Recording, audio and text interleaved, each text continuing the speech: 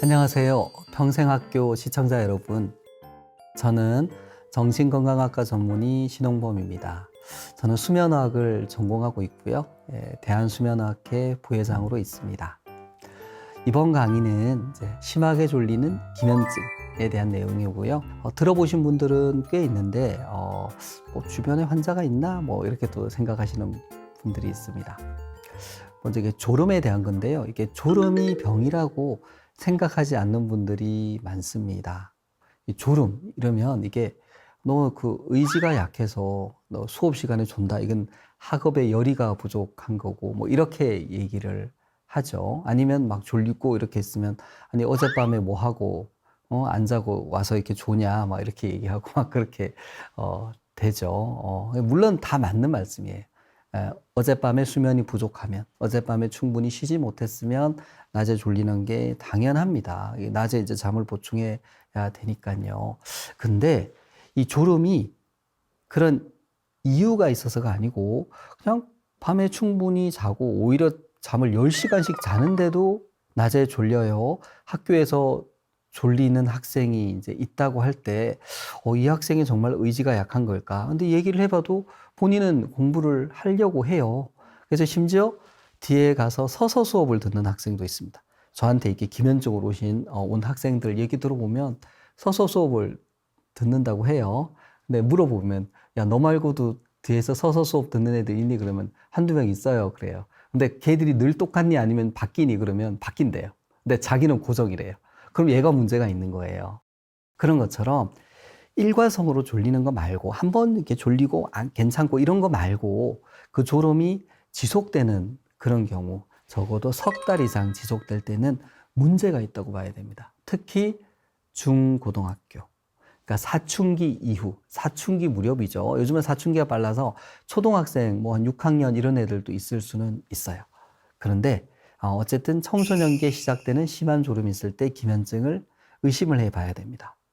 그럼 여기서 잠깐 옆으로 가서 그러면 성인이 졸리면 이거 뭐냐 이제 이렇게 얘기 하시겠죠. 그게 이제 그 경우에는 저희가 바로 그걸 여쭤보죠. 코 고세요? 뭐 주무실 때 호흡 곤란 있으세요? 뭐 그러니까 코골이 수면무호흡증이 있는 걸 물어봅니다. 그러니까 성인이 돼서 생긴 심한 졸음의 경우에는 수면무호흡증을 의심을 해봐야 됩니다. 대개 그런 분들이 이렇게 뚱뚱하고요. 좀 그런 성인들이 많습니다. 성인의 경우에는 코골이 수면무호흡증이 심한 졸음의 원인이고요. 청소년은 코골이가 있어도 별로 안 심해요. 청소년은. 그리고 그렇게 뚱뚱하지도 않고 아직까지 몸의 기능이 좋을 때라서 코골이 모흡으로 그렇게 졸리지 않습니다. 청소년이 심한 졸음을 3개월 이상 겪고 있다. 이럴 때는 이제 졸음병을 의심해야 되고 기면증을 의심해야 됩니다. 근데 졸음 역시 이제 또 이게 얼마나 졸려야 되냐. 그런데 되게 이제 제가 물어보는 거는 수업 시간에 졸리느냐. 심지어 시험 보다가 자는 학생도 있어요. 그 다음에 대화를 하다가 잔다든지 차를 타고 어디 갈 때 졸린다든지, 예? 영화를 보다가 졸린다든지, 좀 불 끄고 또 어두운 데서 강의 들을 때 졸리는지, 이런 일반적으로 졸음이 생길 수 있는 상황을 물어봤을 때, 지속적으로 일관되게 졸음이 나오면 기면증을 의심을 해봐야 되고요. 그걸 알아보는 설문지가 있어요. 에버스 슬립니스 스케일이라고 하는데 8가지 상황에 대해서 이렇게 물어봐서 점수를 매기는 게 있습니다. 병원에서 이용하는 거고 인터넷에도 있어요. 사실은 그걸로도 이제 체크를 해볼 수 있어요.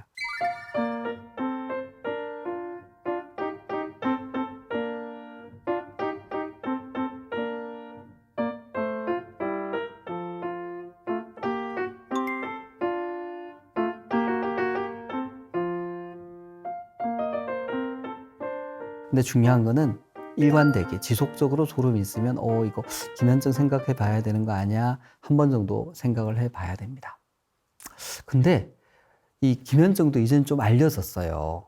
제가 한 15년 전, 20년 전에는 기면증 잘 몰랐어요. 의사쌤도 모르시고 일반인도 몰랐는데 요즘은 뭐 이렇게 유튜브나 이런 여러 가지 영상 매체나 심지어 방송 다큐멘터리 통해서도 보신 분들이 있어요. 근데 그중에 이제 어떤 분이 오셨는데 아니 옛날에 그걸 보고도 왜 안 오셨어요? 그랬더니 제가 그 다큐멘터리 봤는데요. 그 사람은 막 쓰러져 그냥 밥 먹다가도 자고요. 그 다음에 길 가다가도 쓰러져서 자고. 근데 저는 그렇지 않아요. 저는 그렇게 졸리지는 않아요. 라고 얘기를 하죠. 근데 그거는 사실은 잘못 이해하고 있는 거예요. 방송에 나오는 기면증이나 그런 케이스는 극단적인 경우에 정말 정말 심한 거를 보여주는 거예요.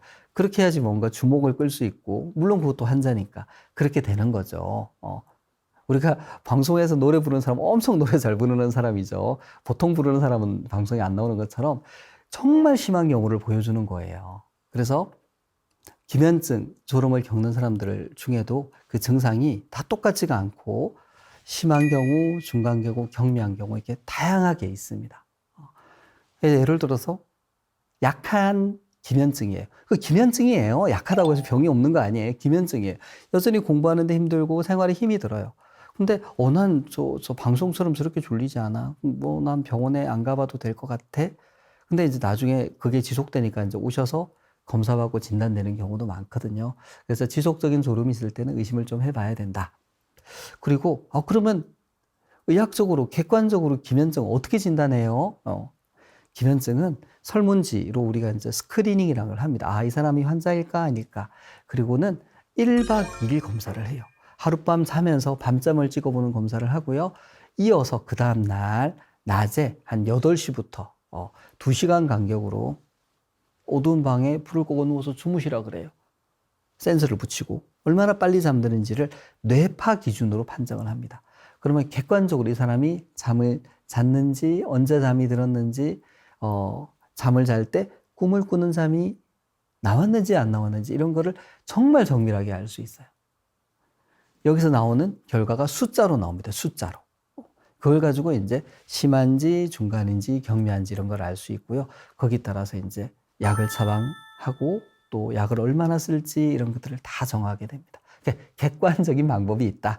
그건 이제 병원에서 이제 한다. 이제 이렇게 말씀을 드립니다. 근데 검사를 했어요. 그랬더니 기면증은 아니지만 기면증 기준에는 미달이지만 졸음이 있어요. 그런 분들이 또 있거든요. 그런 경우를 우리가 특발성 과다수면증, 좀 말이 어려운데 기면증은 아닌 졸음이 또 있어요. 근데 그 경우에도 또 맞는 치료가 있습니다. 그래서 나 검사했더니 기면증 아니래. 뭐 그러면 그냥 집에 가서 잘 생활하면 되는 게 아니고 또 거기에 맞는 치료가 또 있을 수 있습니다. 그래서 기면증은 이제 기본적으로 각성제를 통해서 이제 깨어 있도록 해주는 거예요. 근데 제가 이제 환자분들이나 이제 보호자분들한테 각성제라는 말을 얘기하면 거부감이 너무 심해요. 나쁜 물질이라고 생각해. 각성제 이런 거에 뭐 각성제를 뭐 오남용하고 막 이런 거 나오잖아요. 근데 그거는 나쁘게 이용하는 경우고 또 옛날에 좀 안 좋은 그런 각성제 같은 게 있었어요. 그러니까 어르신들은 이제 그런 거 생각하시는 거예요. 그런 약 먹으면 안 돼요. 이렇게 생각하시는데 그게 아니에요. 의학적으로 처방하는 각성제는 안전하고 효과적이고 식약처에서 다 여러 가지 검사를 해서 안정성이 확보된 약이에요. 그래서 약을 먹으면 깨어있도록 해주고 졸리지 않고 특히 사고 위험을 줄여줍니다. 이 기면증이 청소년기의 기면증이 나이가 들어서도 기면증으로 그대로 있는 분들이 있거든요. 그런 분들은 운전할 때 졸려요. 그래서 어떤 분은 자기는 사고를 4번 냈대요. 근데 그 중에 어떤 사고는 자기 차가 거의 전파됐대요. 근데 자기가 멀쩡한 게 정말 기적 같은 일이다. 이런 일들을, 그런 걸 4번 겪고 병원에 오신 분도 있어요. 얼마나 위험해요. 근데 약을 드시면 그런 일이 없는 거예요. 그죠? 그리고 이제 이 기면증이 청소년기에 시작돼요. 중고등학교 때. 근데 우리나라의 현실이 한참 공부할 나이잖아요. 그때 졸리면 공부를 어떻게 해요? 그러니까 성적도 나오지 않고 스스로 좌절감도 심하고 뭐 우울감도 오고 그럴 수 있거든요. 그래서 그 경우에 꼭 검사도 받고 진단도 받고 치료를 해야 되겠죠. 그죠? 그래서 지속적인 졸음이 있는 청소년이 있으면 이제 기면증 가능성도 우리가 좀 알아봐야 되고요. 근데 기면증에 동반되는 증상 중에 이런 것도 있어요. 탄력 발작이라 그래서 웃거나 화를 내거나 이렇게 감정의 변화가 생길 때 몸에 힘이 빠지는 이런 증상이 있습니다. 그게 이제 다큐멘터리 이런 데 나오거든요. 근데 그게 모든 환자가 있는 게 아니에요. 그래서 저는 그 힘 빠지는 게 없으니까 저 환자 아니에요. 이렇게 생각하시는 분들이 있는데 그렇지 않습니다. 탄력 발작이 없는 환자도 많고 가위 눌림도 있을 수 있는데 안 나타나는 경우도 많고요. 심한 잠꼬대를 하는 경우가 있어요. 뭐 잠꼬대를 그냥 하는 게 아니고 막 행동이 동반되는 그런 경우도 있어요. 근데 그런 것도 기면증에서 부수적으로 나올 수 있고요.